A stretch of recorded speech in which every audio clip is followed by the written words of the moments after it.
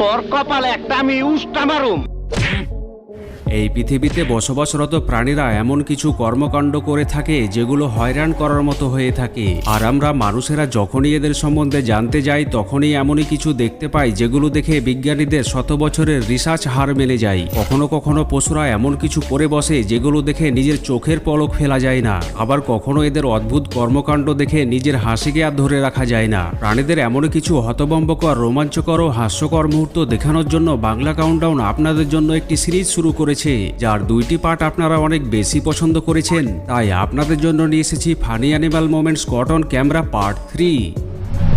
এখন যে দৃশ্যটি আপনি দেখতে পাচ্ছেন তা দেখে মনে হতে পারে পাখির একটি পুতুল দাঁড়িয়ে রয়েছে আর কয়েকটি বিড়াল পুতুলকে বোঝার চেষ্টা করছে, কিন্তু আসলেই এমনটা নয়। যেখানে একটি বাবুই পাখি খাবার খেতে এসে বিড়ালের এরিয়ায় আটকা পড়ে যায় আর নিজেকে বাঁচাতে পুতুলের মতো স্থির হয়ে থেকে যায়। আল্লাহ তুমি খেয়াল রেখো।